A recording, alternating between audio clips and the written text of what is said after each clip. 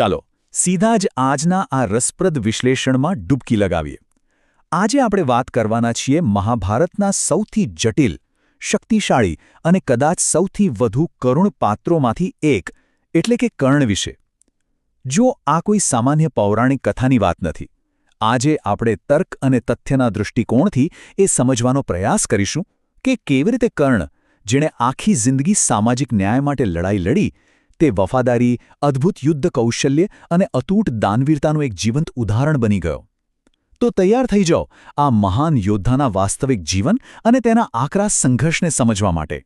આજના આ વિશ્લેષણમાં આપણે મુખ્યત્વે આ મહત્વના પડાવો પર નજર કરીશું: કર્ણનો જન્મ અને શરૂઆતનો સંઘર્ષ, અર્જુન સાથેની તેની કટ્ટર હરીફાઈ, દુર્યોધન પ્રત્યેની તેની અતૂટ વફાદારી, દાનવીર તરીકેનો તેનો મહાન ત્યાગ, તેના સ્વભાવની કેટલીક ગંભીર નબળાઈઓ અને છેલ્લે તેનો એ અત્યંત કરુણ અંત.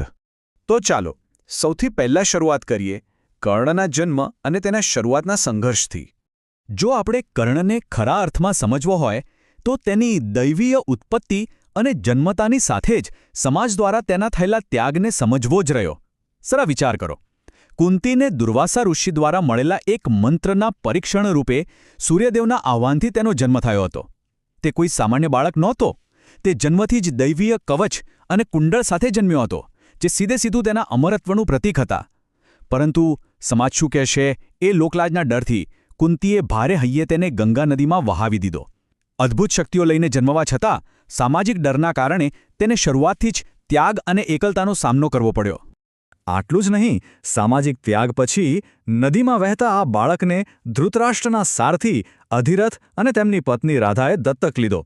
રગે રગમાં રાજવી લોહી વહેતું હોવા છતાં તેનો ઉછેર એક સૂતપુત્ર તરીકે થયો.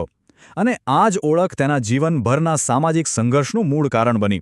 જ્યારે તે મોટો થયો ત્યારે ક્ષત્રિય ન હોવાને કારણે ગુરુ દ્રોણાચાર્યે તેને શસ્ત્રવિદ્યા આપવાની સ્પષ્ટ ના પાડી દીધી. પણ કર્ણ ક્યાં હાર માને એમ હતો. જ્ઞાનની તેની તરસ એટલી તીવ્ર હતી કે તેણે બ્રાહ્મણનો વેશ ધારણ કર્યો અને સીધા ભગવાન પરશુરામ પાસેથી બ્રહ્માસ્ત્ર સહિતની સર્વોચ્ચ વિદ્યાઓ પ્રાપ્ત કરી લીધી. જો કે છેવટે જ્યારે સત્ય બહાર આવ્યું ત્યારે તેને કટોકટીના જજ સમયે આ મહાન વિદ્યા ભૂલી જવાનો ભયંકર શ્રાપ મળ્યો. હવે આગળ વધીએ તેના જીવનના બીજા એક અત્યંત મહત્વના પડાવ તરફ, અને તે છે અર્જુન સાથેની તેની કટ્ટર હરીફાઈ. અહીં એક બહુ જ રસપ્રદ અને નોંધવા જેવી બાબત એ છે કે આ હરીફાઈ બરાબરીની બિલકુલ ન હતી. એક તરફ હતો અર્જુન, જેને જન્મથી જ વિશેષાધિકારો મળ્યા હતા, જેને ગુરુ દ્રોણાચાર્યનું શ્રેષ્ઠ માર્ગદર્શન અને સંપૂર્ણ કૃપા પ્રાપ્ત હતી. અને બીજી તરફ હતો કર્ણ, જે સંપૂર્ણપણે સ્વનિર્મિત હતો, જે ફક્ત અને ફક્ત પોતાના પુરુષાર્થ અને મહેનત પર નિર્ભર હતો. હસ્તિનાપુરની રંગભૂમિમાં જ્યારે રાજકુમારોનું કૌશલ્ય પ્રદર્શન યોજાયું ત્યારે આખી સભામાં અર્જુનને પડકારવાની હિંમત માત્ર કર્ણે જ કરી હતી. અને ત્યાં પણ શું થયું? તેની જાતિને લઈને તેનું જાહેરમાં અપમાન કરવામાં આવ્યું. ખરેખર આ માત્ર શસ્ત્રોની લડાઈ ન હતી. આ તો એક મનોવૈજ્ઞાનિક યુદ્ધ હતું, જ્યાં એક સ્વનિર્મિત યોદ્ધો આખી જિંદગી એક વિશેષાધિકાર ધરાવતા યોદ્ધા સામે પોતાની શ્રેષ્ઠતા સાબિત કરવા મથતો રહ્યો. અને આ જ રંગભૂમિના અપમાને એક એવી ઘટનાને જન્મ આપ્યો જેણે કર્ણના આખા જીવનની દિશા બદલી નાખી: દુર્યોધન પ્રત્યેની તેની અતૂટ વફાદારી. જ્યારે ભરી સભામાં કર્ણોનું જાહેરમાં અપમાન થઈ રહ્યું હતું અને કોઈ તેનો પક્ષ લેવા તૈયાર નહોતું, ત્યારે માત્ર એક જ વ્યક્તિ આગળ આવી, અને તે હતો દુર્યોધન. દુર્યોધને તેને રાતોરાત અંગદેશનો રાજા બનાવીને સમાજમાં સન્માન આપ્યું. કર્ણ માટે આ કોઈ સામાન્ય રાજ્યાભિષેક નહોતો. આ તેના અસ્તિત્વનો, તેની ઓળખનો સ્વીકાર હતો. આના બદલામાં કર્ણે મિત્રધર્મને પોતાનો સર્વોચ્ચ ધર્મ માની લીધો. તેના માટે વફાદારી હવે નૈતિકતાથી પણ ઉપર થઈ ગઈ હતી.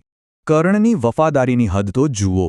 કુરુક્ષેત્રના મહાયુદ્ધ પહેલાં જ્યારે ખુદ ભગવાન કૃષ્ણ અને માતા કુંતીએ તેની પાસે જઈને સત્ય બતાવ્યું કે તે જ અસલી જ્યેષ્ઠ પાંડવ છે અને તેને આખા હસ્તિનાપુરનું સામ્રાજ્ય ઓફર કરવામાં આવ્યું, છતાં કર્ણે શું કર્યું?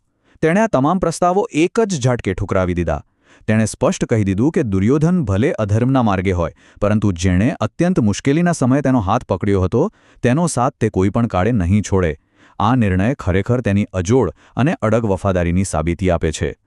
આ જ નિષ્ઠા અને મહાનતા આપણને તેના જીવનના આગલા પાસા તરફ લઈ જાય છે, અને તે છે દાનવીર કર્ણનો અકલ્પનીય ત્યાગ. દાન આપવા બાબતે તેનો સંકલ્પ એટલો અતૂટ હતો કે દરરોજ સૂર્યપૂજા કર્યા પછી જો કોઈ પણ યાચક તેની પાસે આવે તો તે ક્યારેય ખાલી હાથે પાછો ન જતો. અર્જુનની રક્ષા માટે જ્યારે સ્વયં ઇન્દ્રદેવ એક સામાન્ય બ્રાહ્મણનું રૂપ લઈને આવ્યા અને દાનમાં કર્ણનું પેલું જન્મજાત કવચ અને કુંડળ માંગી લીધું ત્યારે કર્ણ બધું જ સમજી ગયો હતો.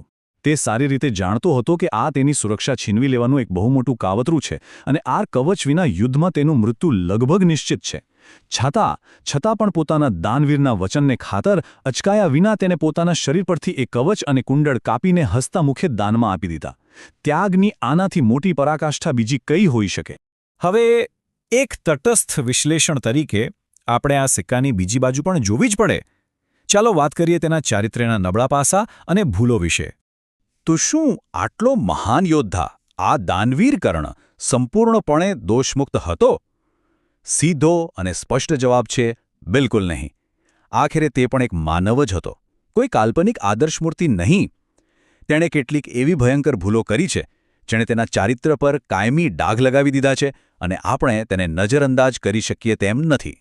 તેના ચારિત્ર પર લાગેલા આ કાળા ડાઘની વાત કરીએ તો ભરી સભામાં જ્યારે દ્રૌપદીનું અપમાન થઈ રહ્યું હતું ત્યારે તેને રોકવાને બદલે કર્ણે દ્રૌપદીને વેશ્યા કહીને સંબોધી હતી. દ્રૌપદીએ સ્વયંવરમાં તેને સૂતપુત્ર કહીને નકારેલો અને એ જૂની કડવાશ, એ અપમાનનો બદલો કર્ણે આ રીતે લીધો જે અત્યંત નિંદનીય હતો. બીજું, ચક્રવ્યૂહમાં ફસાયેલા એકદમ નિશસ્ત્ર અને એકલા એવા યુવાન અભિમન્યુ પર પાછળથી હુમલો કરનારા મહારથીઓમાં કર્ણ પણ સામેલ હતો. આ સંપૂર્ણપણે યુદ્ધના નિયમોની વિરુદ્ધ અને એક અત્યંત કાયરતાપૂર્ણ કૃત્ય હતું. આ ઘટનાઓ સાબિત કરે છે કે કર્ણની અંદર પણ ગંભીર નૈતિક ખામીઓ રહેલી હતી. મહાન કાર્યો અને આ ભયંકર ભૂલોનું આખું જટિલ ચક્ર આખરે કુરુક્ષેત્રના 17મા દિવસે તેના અત્યંત કરુણ અંત તરફ દોરી ગયું. અદ્ભુત શૌર્ય અને તાકાત હોવા છતાં તેનું મૃત્યુ 3 મોટા શ્રાપ અને સંજોગોનું પરિણામ હતું.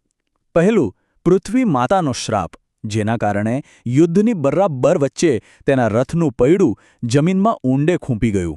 બીજું, ભગવાન પરશુરામનો શ્રાપ, જેના લીધે એ કટોકટીની પળે જ તે બ્રહ્માસ્ત્ર ચલાવવાની સર્વોચ્ચ વિદ્યા જ ભૂલી ગયો.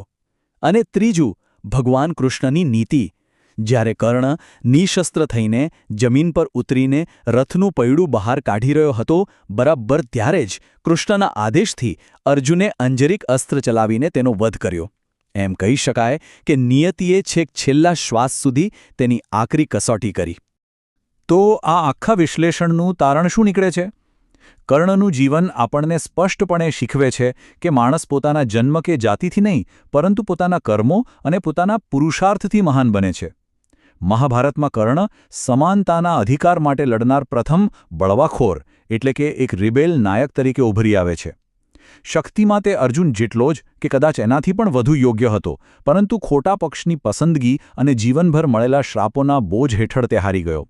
તેમ છતાં એક વાત તો ચોક્કસ છે કે આજે પણ તેને તેની અતૂટ વફાદારી અને દાનવીરતા માટે અત્યંત આદરપૂર્વક યાદ કરવામાં આવે છે.